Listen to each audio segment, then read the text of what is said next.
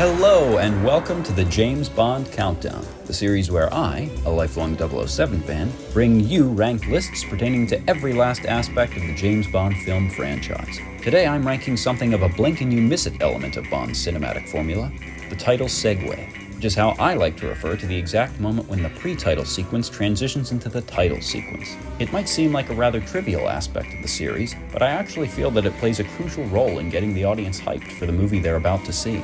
A good title segue acts as the perfect punctuation mark to a thrilling pre-title sequence, a cathartic climax on the heels of a breathless adventure. On the flip side, an underwhelming segue can sort of kill any momentum the film's opening might have had.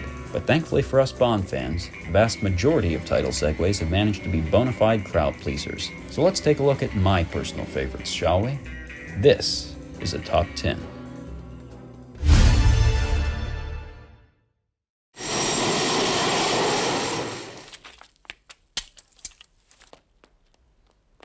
No well-dressed man should be without one. Yes, very practical. Get inside. Hurry. At me.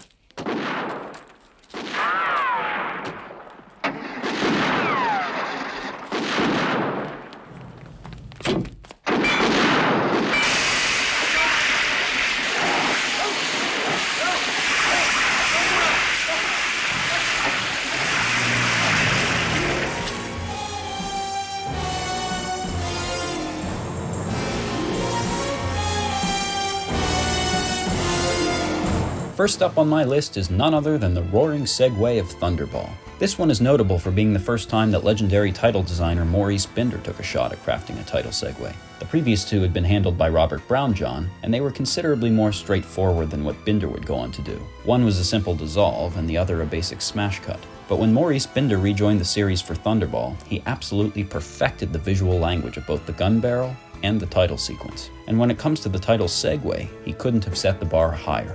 The dissolve from the water of the DB5 to the water of the title sequence combined with the revving engine's transition into the thunderous opening of the Tom Jones song is nothing short of perfection. It's exactly the sort of rip-roaring climax I referenced in my intro. They've thrilled us with a hair-raising action sequence, and now they're going to send us into the titles applauding Bond's clever escape.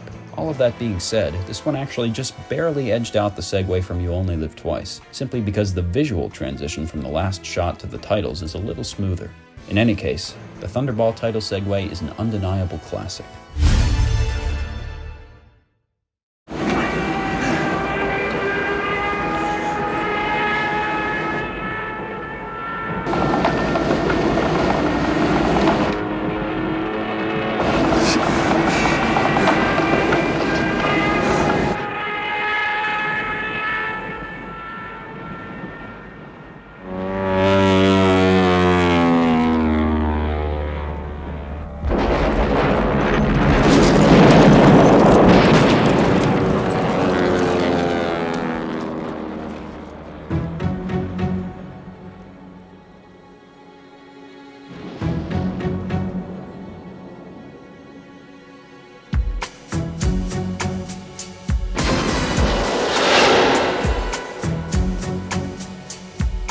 GoldenEye was the first title segue of what could be called the modern era of visual effects. Daniel Kleinman had a massive undertaking bringing Bond into the digital age, and he did not disappoint. His work on the gun barrel and title sequence for GoldenEye proved just as definitive as Maurice Binder's for Thunderball. In the case of the title segue, he modestly opted for a rather simple dissolve, but I love the way that it aligns with the exploding factory, and then uses the familiar iconography of the gun barrel as a sort of gateway into a stunning new standard for title sequence visuals. But my favorite thing about this segue is how the song sort of lures you into it with that quiet, understated hook.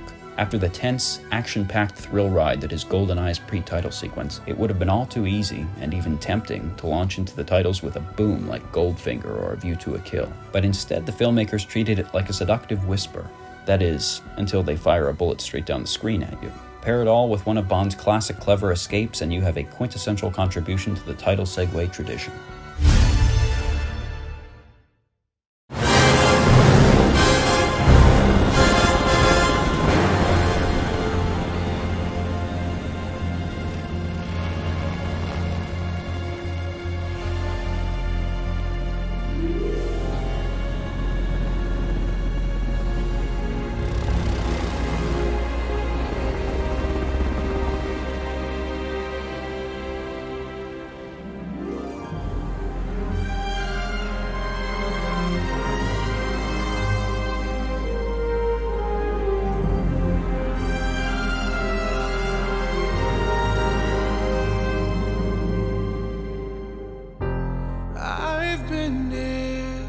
before.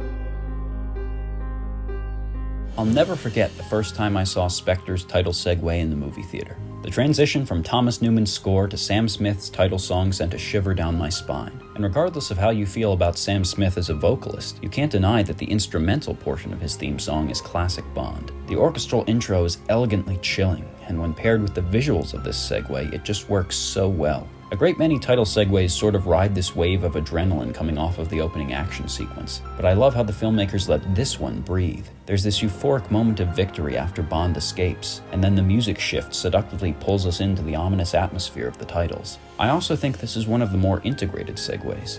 Usually there's a more distinct jump from the last normal shot to the first graphically enhanced shot, but in this case we see one meld into the other right before our eyes. This is truly a transition in the grand tradition of Bondian title segues.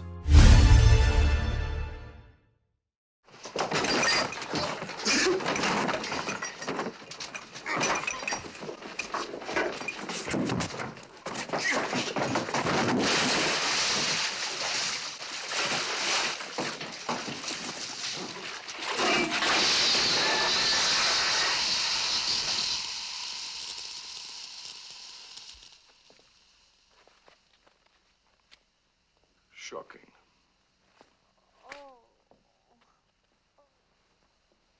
Positively shocking.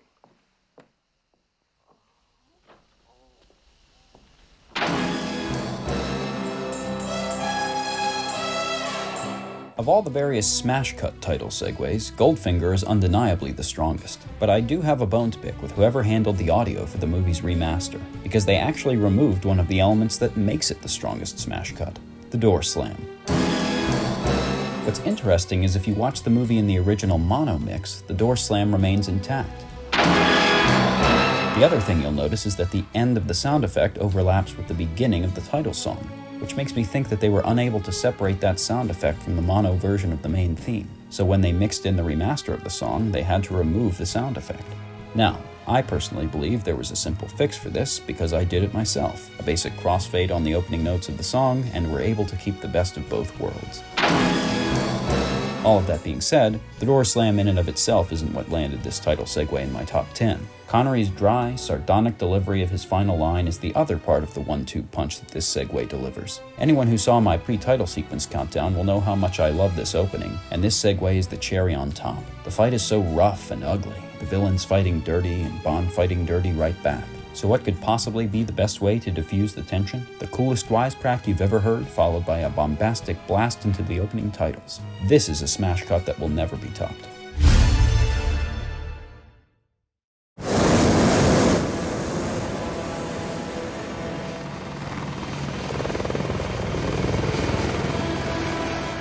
Listen to me! You can't get away! We can make a deal. Just tell me who's behind this! Who you're working for! Don't do it! Don't blow us up! I can protect you! Do you understand? I can protect you! Not from him! No!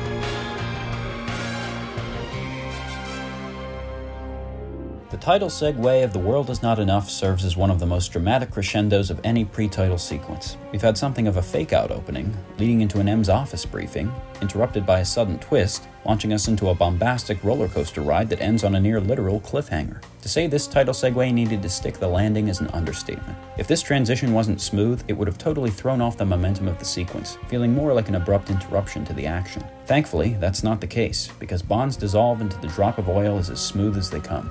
Visually, this segue is absolutely perfect. Bond's roll down the Millennium Dome makes for such a suspenseful end to an action-packed opening, and the way that the segue interprets his escape from that predicament beautifully diffuses the tension as Shirley Manson seductively lures us into a deceptive lull, not unlike Electra King herself. However, There is one thing about this segue that has always been very disappointing to me, and that's how rushed it feels, which is actually a complaint I hold with the title sequence as a whole. It's not uncommon for Bond themes to have a film version that differs from the single or soundtrack mix, but the differences are usually minuscule, like an alternate hook off the top. When it comes to World Is Not Enough, however, the changes are much more significant. It is without question the title theme that suffers the worst from being chopped up and rearranged for its use in the film. They cut at least a full minute out of the song. This hurts the segue in particular because the opening instrumental is missing a full refrain, which is a shame because David Arnold's arrangement is so gorgeous. I just want to bask in that hauntingly beautiful melody as Daniel Kleinman's hypnotic visuals wash over me. And it's strange because most Bond films really take the time to let those introductory credits breathe, but this one seems keen to just get on with it. Maybe because the pre-title sequence was so long? Who knows? All I know is that in spite of that shortcoming, this title segue still manages to deliver all the right thrills and chills.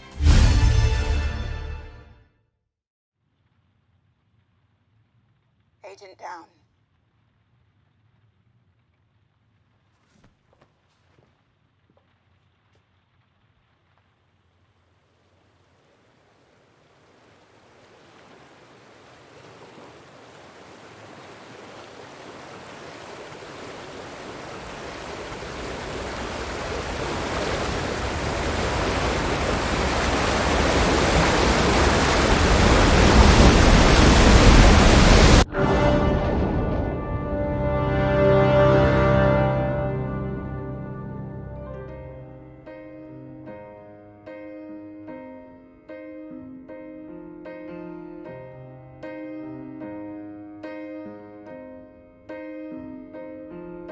This is the end.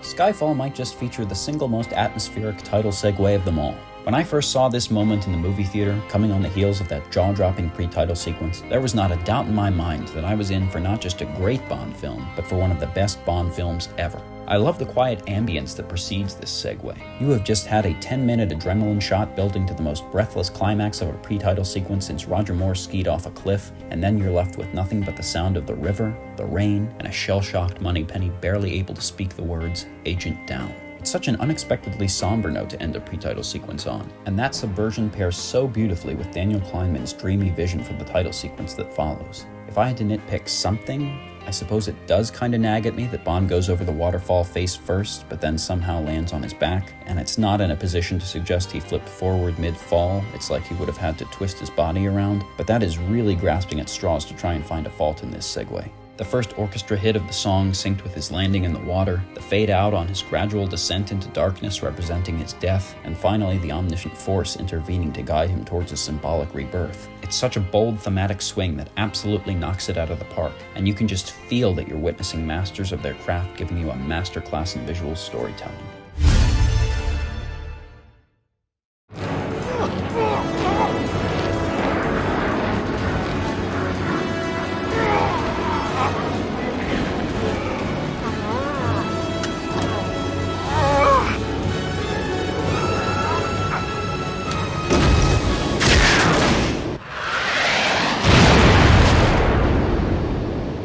Backseat driver. White Knight to White Rook. I've evacuated the area. Ask the Admiral where he'd like his bombs delivered.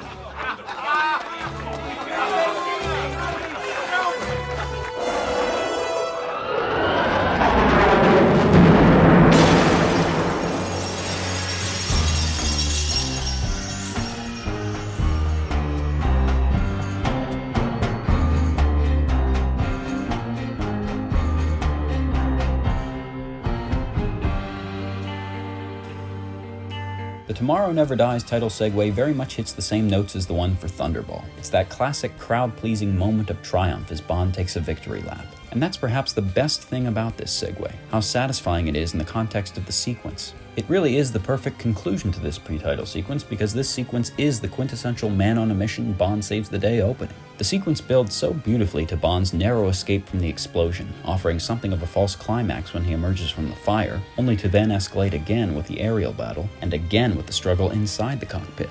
It's all such a thrilling setup for an equally satisfying payoff. Bond ejecting one bad guy into the other, followed by a quip at the Admiral's expense, all while David Arnold sends him into the sunset with the final bars of the Bond theme. You can't help but cheer right along with everyone at MI6. And that context is what makes the moment of the transition so exhilarating. There is just an unmatched euphoria as the afterburner smashes the screen to pieces while the orchestra drops us into the titles like bombs out of the sky. It's all just so perfectly timed and executed. The ultimate blueprint for a smooth title segue.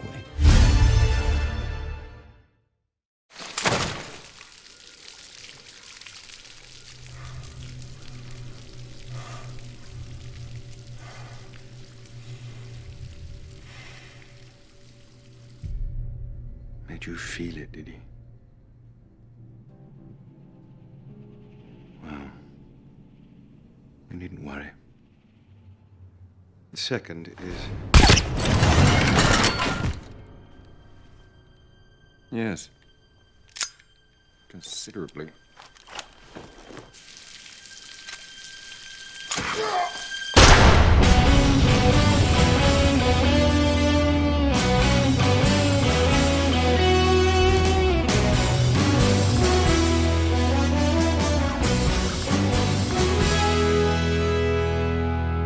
This is a really unique one because technically it counts as both a title segue and a gun barrel, and being the lover of Casino Royale that I am, naturally it appears on my lists for both. But the really interesting thing about that distinction is that as a gun barrel, it's a perfect subversion of tradition, but as a title segue, it perfectly follows tradition. Craig's Considerably is a beautiful echo of Connery's Shocking, and similarly, the bombastic opening of Chris Cornell's title song delivers an adrenaline shot equal to Shirley Bassey's 4 decades earlier. But there is a greater purpose that I think this particular title segue serves, and that's the role that it plays in the reintroduction of James Bond himself. If ever there was a moment capable of making an audience instantly fall in love with a character, this is it.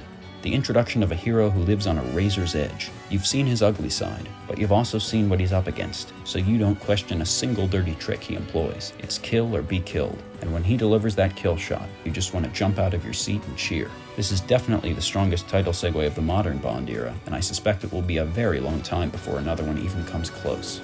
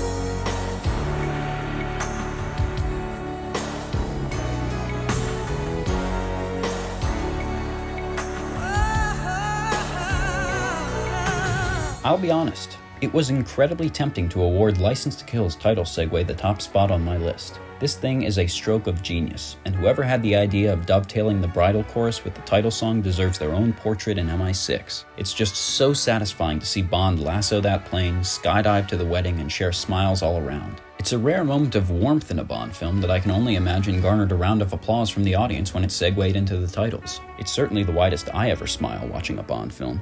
This segue is also unique for being something of a bookend to the title sequence, using the imagery of the camera as a gateway on either side. But as much as I love that visual transition and the preceding climax, the real key to this segue's magic is the aforementioned musical masterstroke. Not only is the dovetail an effective choice, but also the decision to cut out the slower version of the title song's opening and start Gladys Knight's vocals from the more energetic second verse. The combination of all these choices really captures lightning in a bottle to create the ultimate hype machine. Truly the highest of notes for Maurice Binder to go out on.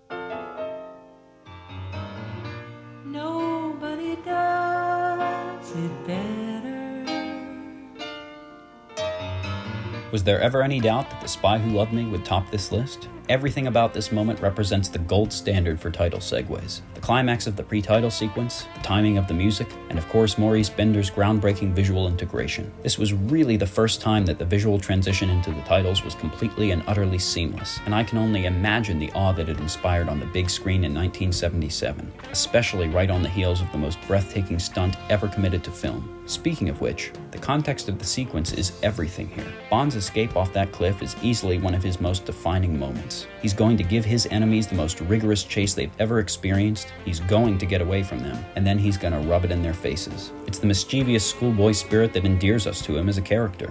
And then there's the timing of it all. A thrilling chase set to a heart-pounding score, gunfire left and right, and then silence. And that silence as Bond is falling is left to linger just the right amount of time for that Bond theme to send us into a triumphant roar. And it did just that when it first came out. All over the world, whenever I saw the movie, instead of people howling and throwing stones at the Union Jack, they were bursting into a spontaneous applause. But that's not all there is to the timing, because then the last note of the Bond theme leaves us hanging just long enough for Nobody Does It Better to seductively lull us into Maurice Binder's sweeping title sequence. The overlay of those hands cupping the parachute is without question the coolest visual transition in the history of title segues. And I'd also like to take a moment to appreciate the transition out of the title sequence.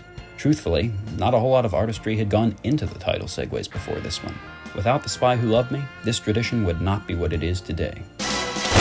Well, there you have it, my top 10 favorite title segues. Please do jump down into the comments and share your personal favorites. I'd love to know how many of you have even thought about ranking this particular facet of the Bond formula. As always, don't forget to subscribe so that you never miss a countdown.